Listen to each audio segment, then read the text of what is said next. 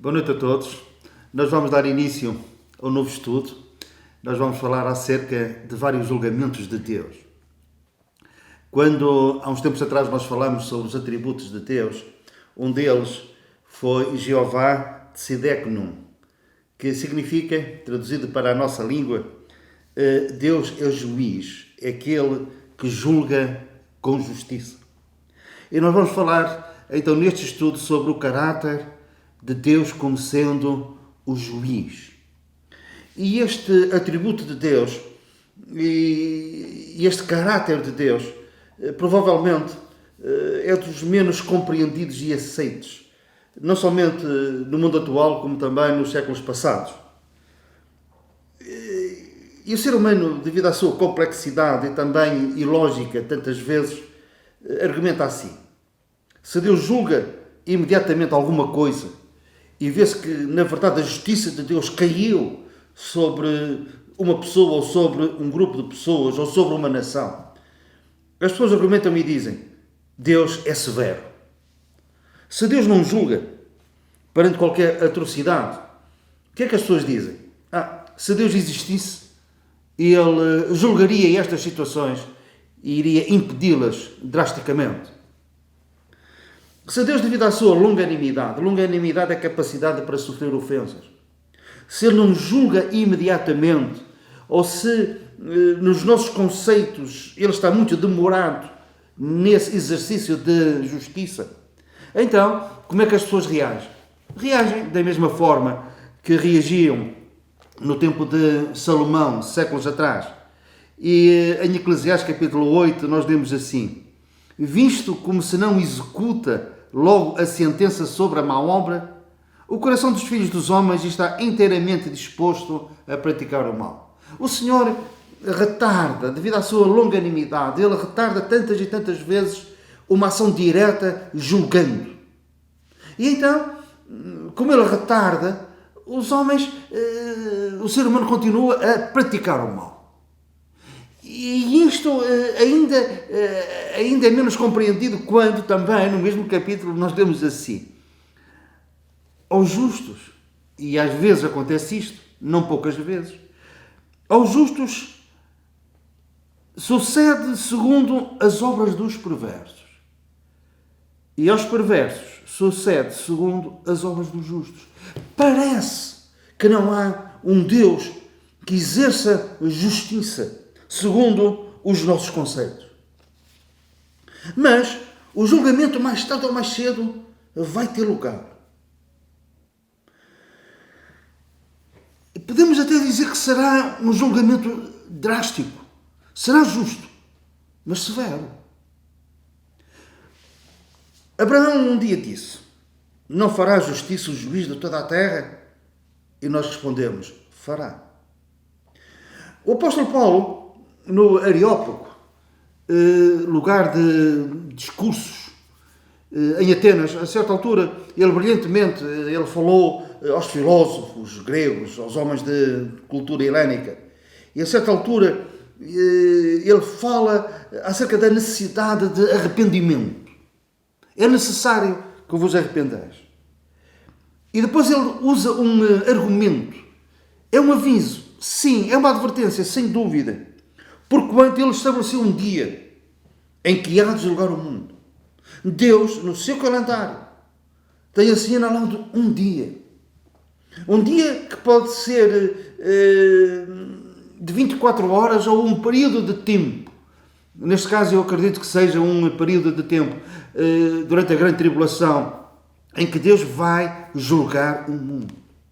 E ai daqueles que passarem por este julgamento. Daí também o Senhor retardar a sua vinda, porque Ele quer que todos venham ao conhecimento da verdade e se arrependam. É para que alguns sejam salvos. E então Ele retarda o dia do julgamento do mundo. Mas, além de Deus um dia julgar o mundo, Ele vai julgar cada um de nós. Ele vai julgar em 3 áreas. Segundo as nossas palavras, Jesus disse: todo homem vai ser julgado no dia de juízo por cada palavra fútil, inútil. Por cada palavra inútil que nós digamos, em relação às nossas palavras, nós vamos ser julgados. Porque pelas tuas palavras serás julgado. Pelas tuas palavras serás condenado. O poder da palavra. Há palavras inúteis que, em vez de edificarem, derrubam. Em vez de trazerem ânimo, conforto, alegria, trazem desânimo e tristeza. Em vez de trazerem derrota, melhor, em vez de trazerem vitória, trazem derrota. São as palavras fúteis, são as palavras inúteis. E então nós lemos, cada um de nós vai ser julgado por cada palavra inútil. O apóstolo Paulo escreve aos Coríntios e diz que vamos ser julgados por causa das intenções dos nossos corações, o que nos motiva. Tantos que são aplaudidos, homenageados no mundo, e até fizeram coisas boas, coisas que beneficiaram a muitos. Mas e o que os levou a fazer isso? Foi por causa da estátua? Foi por causa do aplauso do mundo? Foi por causa de provocarem admiração e serem o centro das atenções? Então eles já tiveram a sua recompensa aqui e não terão lá. Vão ser julgados de acordo com as intenções, cada um de nós. Em Apocalipse capítulo 20 nós vemos que cada um será julgado de acordo com as suas obras. Portanto, seremos julgados por cada palavra inútil, seremos julgados pelas intenções do coração, seremos julgados segundo as nossas obras. E esse julgamento não nos será favorável. Um dia, um rei babilônio chamado Belsazar, ele ouviu uma sentença proferida pelo profeta Daniel, em que disse: tu fostes pesado na balança e achados em falta. A balança, como nós sabemos, é símbolo de justiça. E nós podemos dizer que, ao sermos pesados na balança de Deus, todos nós e cada um de nós será achado em falta. Daí a necessidade de que haver esse julgamento de Deus. E vai ter lugar esse julgamento. Não somente, como disse, a nível do mundo, mas a nível individual, a nível de cada um de nós. E como o mundo vai ser achado em falta, e nós, cada um, vamos ser também pesados na balança, vamos ser achados em falta. Como nós carecemos de um advogado de defesa que pleiteie a nossa causa. E esse advogado existe. O apóstolo João diz: se alguém pecar, e nós pecamos, temos um advogado para com o Pai, Jesus Cristo o justo. Jesus, o nosso advogado de defesa. Porque na balança de Deus, quando ele estava na cruz, ele foi pesado e achado em falta. Porque sobre ele estavam todas as nossas faltas. E agora pode nos justificar nesse julgamento. Pode defender a nossa causa. Como? Argumentando pura e simplesmente: mas eu, ó Pai, eu já paguei por todos esses delitos, por todas essas ofensas, por todas essas transgressões.